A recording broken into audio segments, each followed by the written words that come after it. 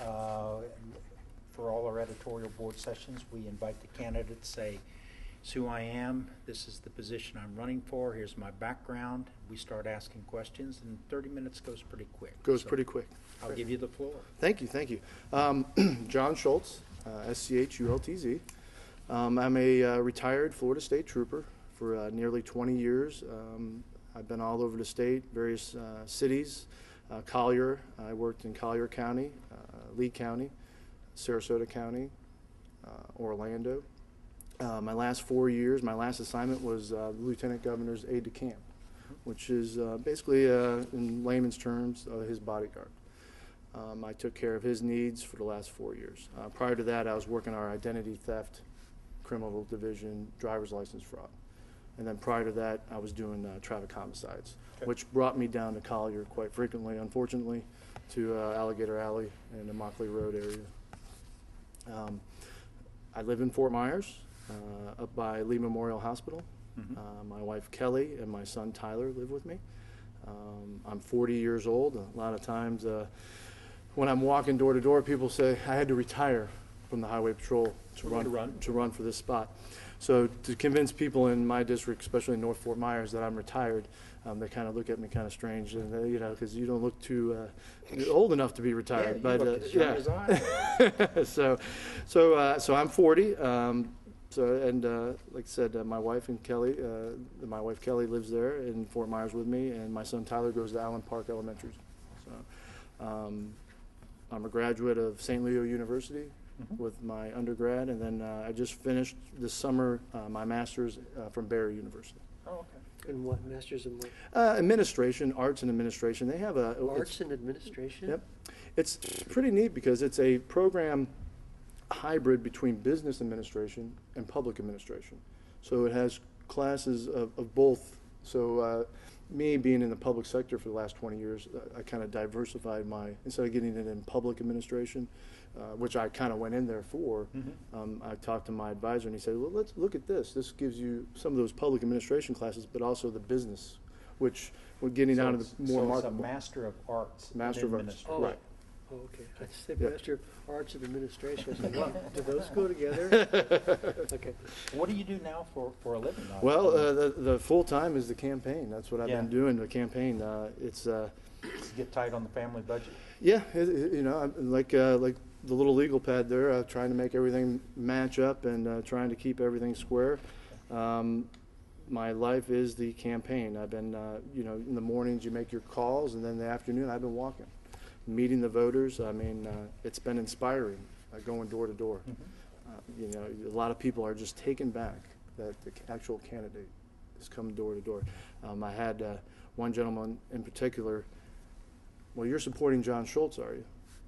And I said, well, I am John Schultz. and so he was just taken back, and so we got to talking, and he was just tickled to death. I mean, I've been invited in many times for water, brought in for the family interview, and 45 minutes and get drilled on issues and stuff. When did you decide to run?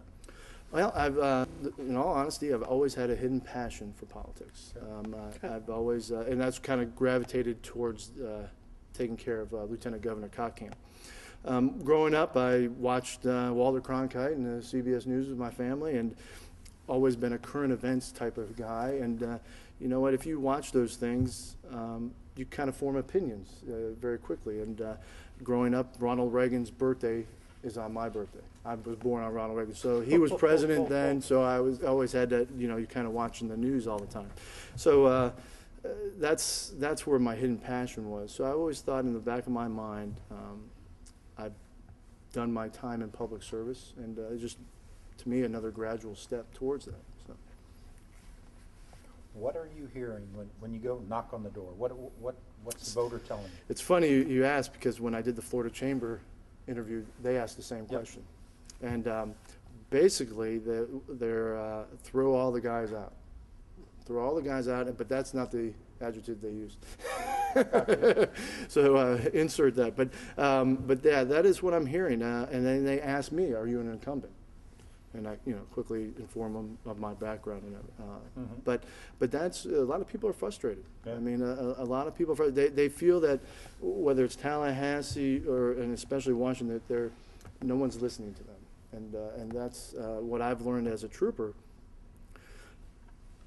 Giving people the sounding board and listening to people might not agree with you.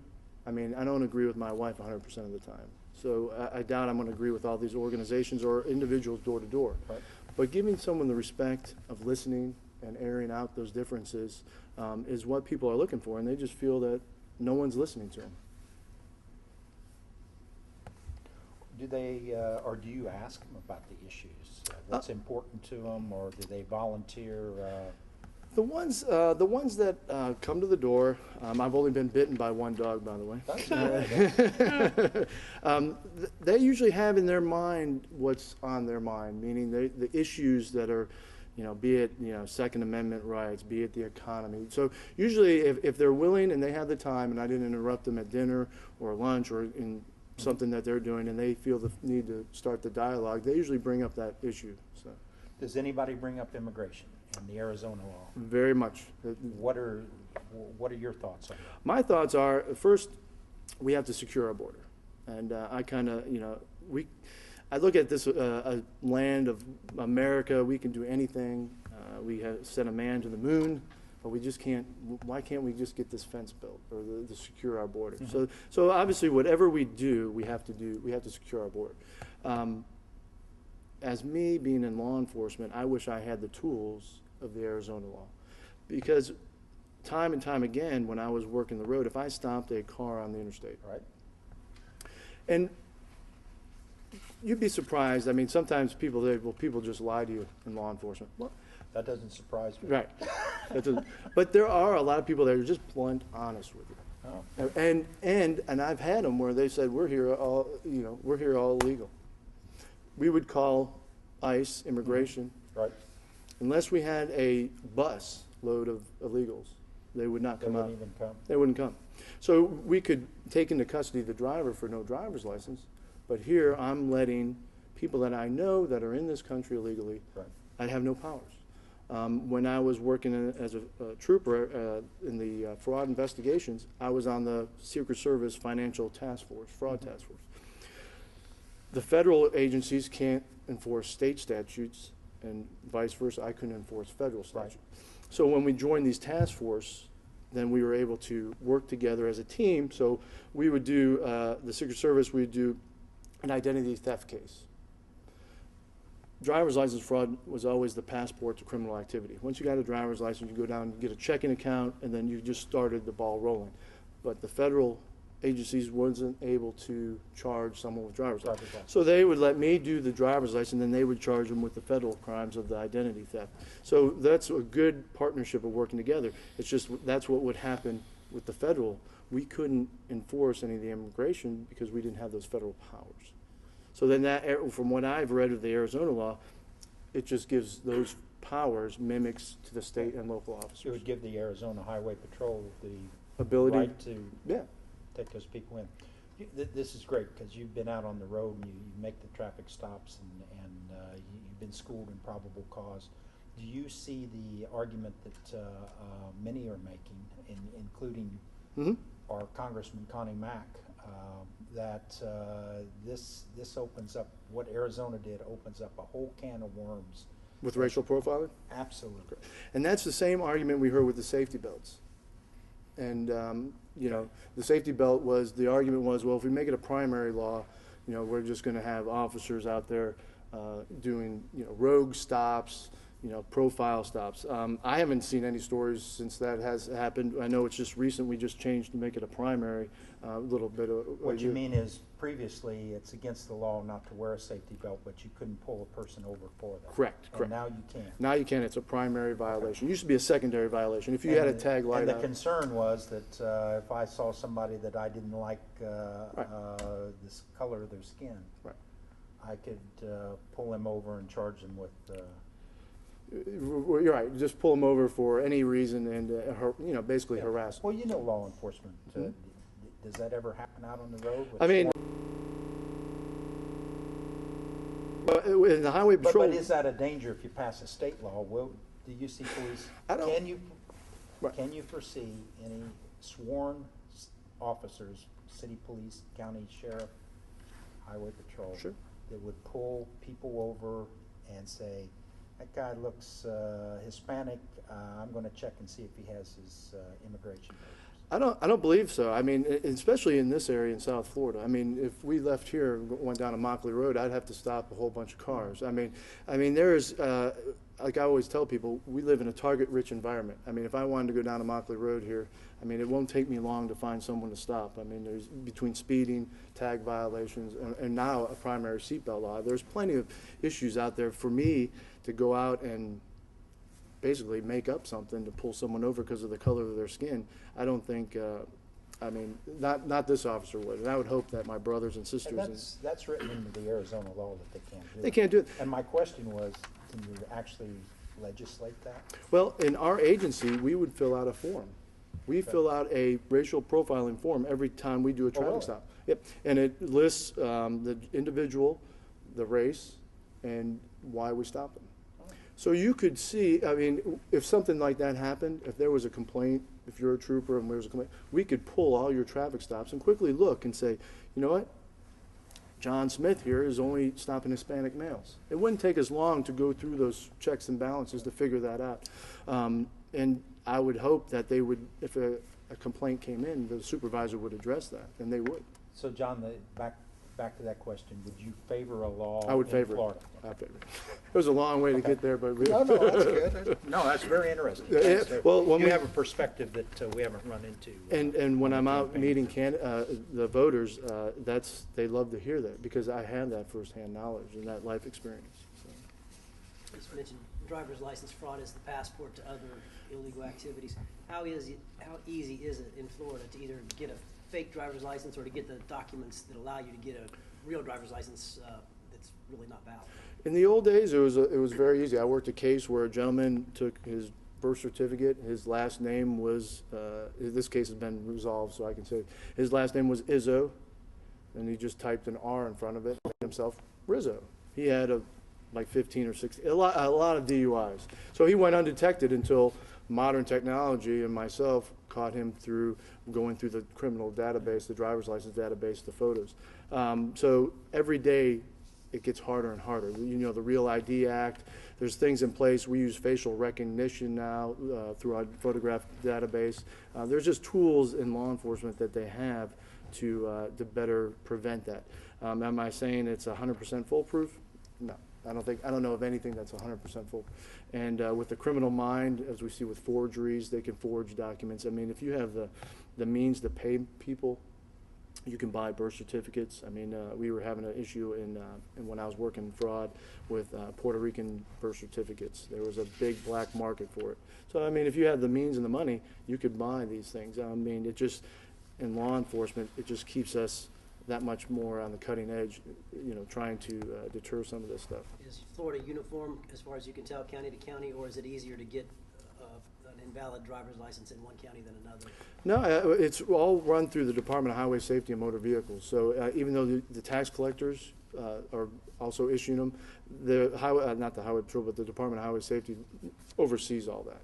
So it's the uniform, in Collier County versus Volusia County, the same status, the same requirements to get a driver's license are the same. You're expert on identity theft. Is any state legislation,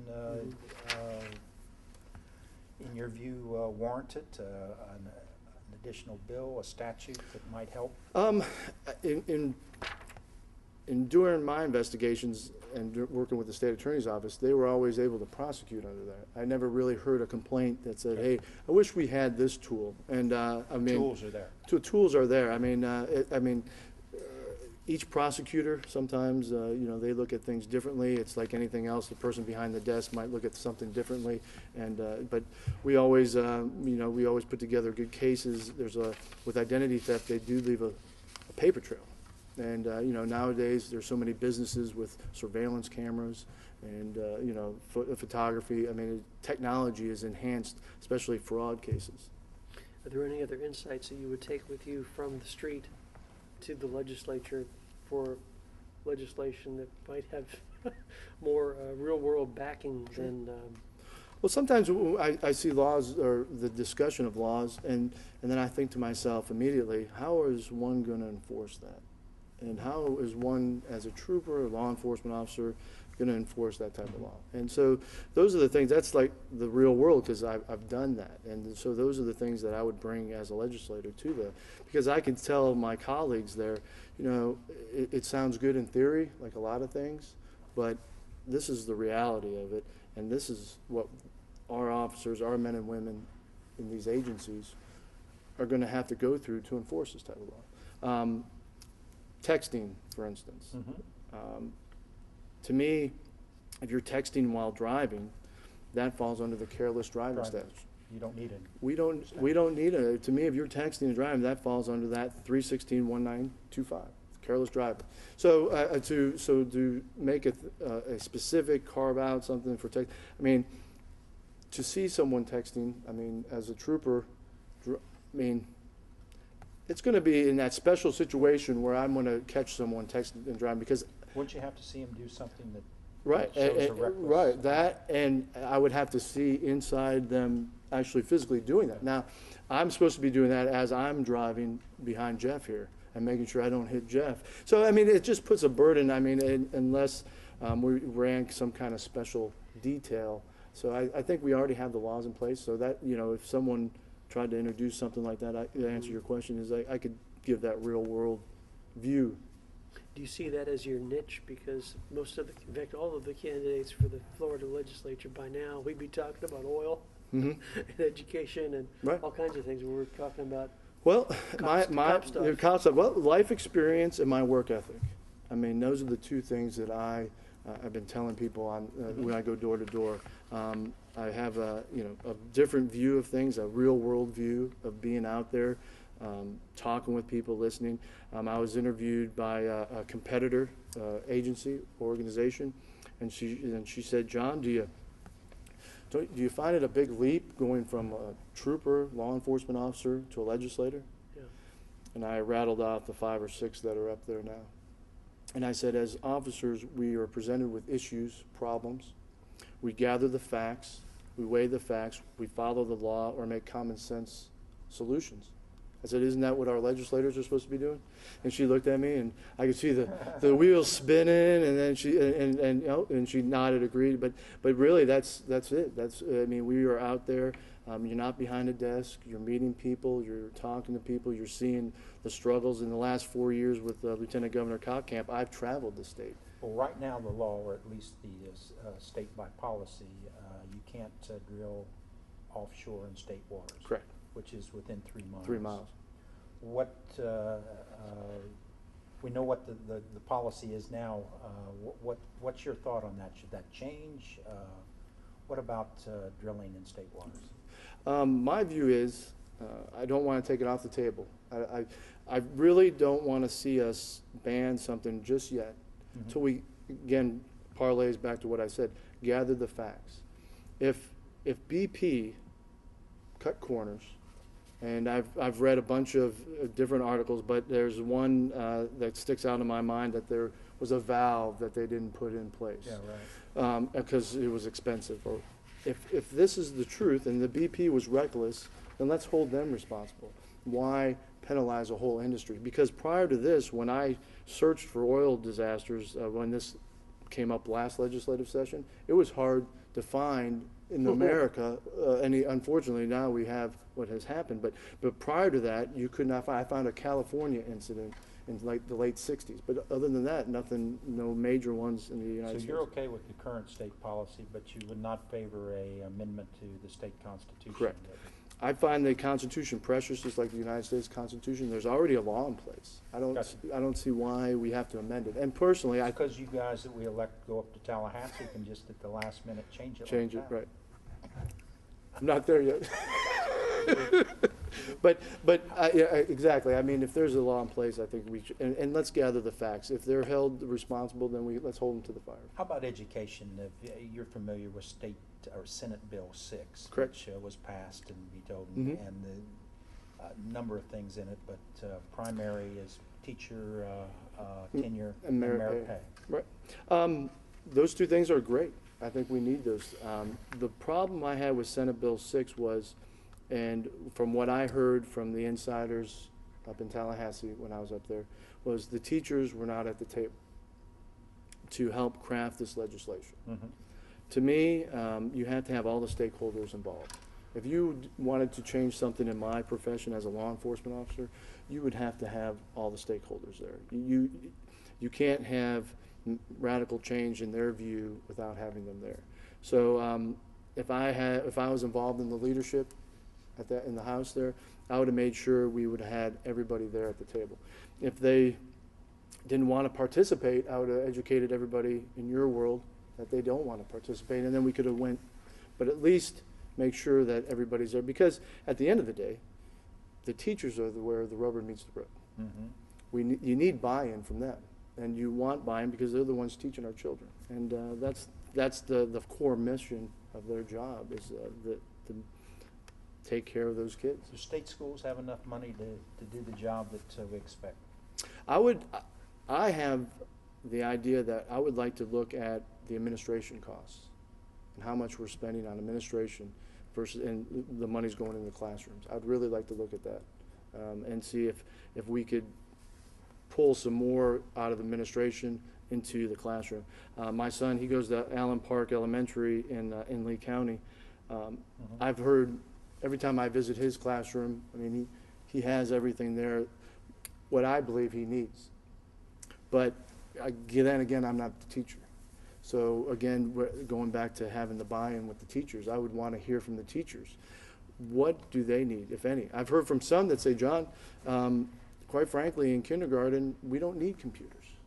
We're teaching the basics. We have computers, and these cost money. So if that's the case, we're putting stuff in there that they really don't need, then let's divert those dollars to high schools.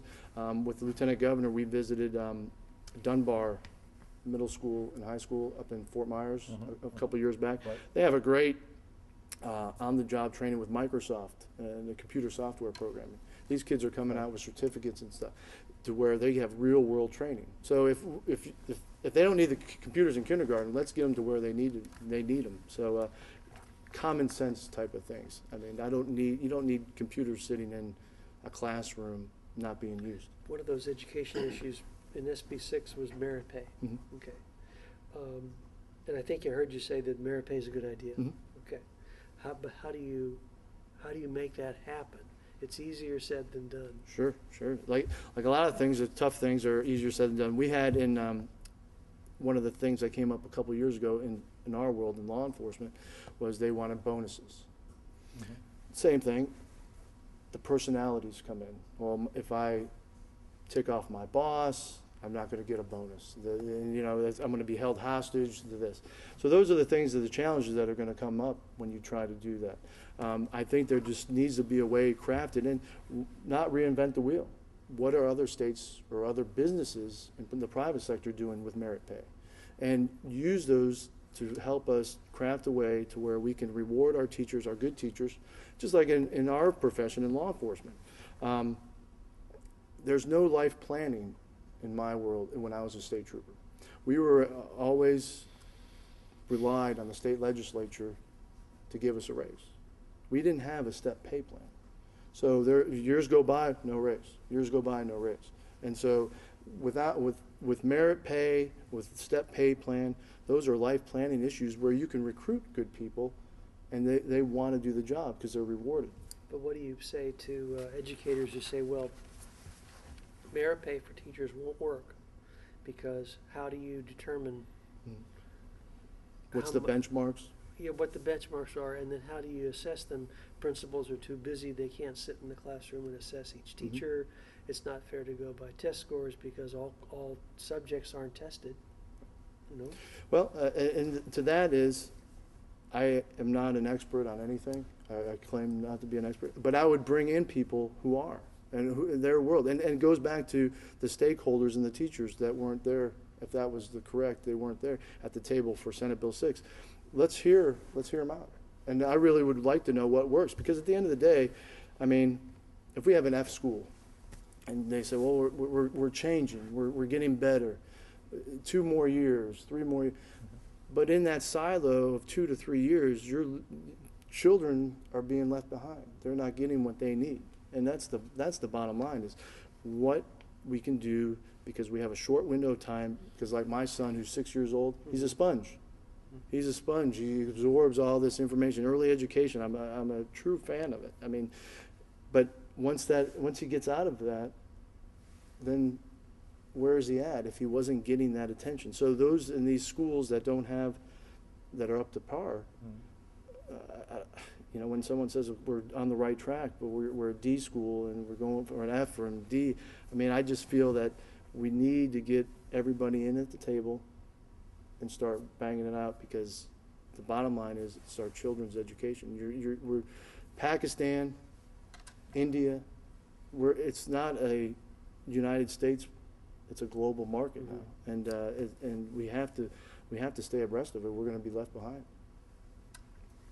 There are folks that will tell you that Florida's headed for a crisis with its pension funds, that fiscally they're just not unsustainable for the long term. And a lot of the folks in those pension funds are law enforcement officers, such Yes. as yourself. Is that, in fact, a looming crisis, and how would you go about addressing it, considering that you've got Sure. a stake in it and you got a lot of friends, I'm sure. Sure. It's an issue that's come up time and time again. One of the things that I see up in Tallahassee is when people don't do their due diligence, they just grasp at issues that inflame or grab headlines. Personnel issues grab headlines. You start toying around with the FRS plan, you'll grab headlines. There is so much in the budget. There's so much that could be done, remote sales tax collection electronically, that would dwarf the savings that you could do for the personnel issues. But it seems like they don't take on the hard issues. They want to start with the personnel issues, because unfortunately people think that state workers are getting rich off the state government. Now, has there been abuses? Correct. My wife worked for the Division of Retirement. The average state worker's retirement is $12,000 a year. So when you tell people that, they're taken back, because they don't hear that. They don't hear that message. And the people that grab those headlines, they spin they'll spin the abuses. Instead of doing the hard work of carving out the abuses, they'll just get everybody inflamed about it. Going from a 5-day work week to a 4-day work week saved, the estimate that I read was saved $16 million. You know, these are small compared to some of the issues that could be looked upon. But this pension issue also trickles down to the city, the municipality level, and people at City of Naples City Hall would tell you they need relief, or, I mean, Are they in the FRS plan? I know some cities with the Florida retirement system, and some cities don't participate in, you know, like they don't participate in the same plan. Some cities have opted out and they have their own plan, and so Many fire districts. right. So in FRS, Florida retirement system, the last estimator I saw, we were in good standing. I mean, it wasn't as bad as they were predicting a couple months ago. So what I hear you saying is that if you're really concerned about efficiency, you'll crack down on some of these flagrant abuses and leave the pensions alone. I would first start there. I'm not going to balance the budget on the back of state workers. And I would first start at the abuses that I find that are recommended. That would be my first order of business. And then if you want to look at other avenues, maybe taking our investment time from 6 to 10 years, like it used to be when I first came on. New hires. For new hires. I don't believe in changing the rules of the game in the middle. And those men and women like myself, and I'm partial to it because I served with them, but I mean, they're out there, a 24-year veteran who's retiring next year. I mean, we're going to change the rules, not on my watch. I would look at everything else but that first. And it's just making your elected official, who's supposed to be looking out for everybody, work harder and do the hard work instead of using a broad brush. How many times have we seen that? Everybody just use a broad brush to supposedly stop a problem, and they've created more problems. So, but that's my view on that. John, we're That's out the of last time. word. That's the last word? Thank It you. was, that's it? Yeah, yeah.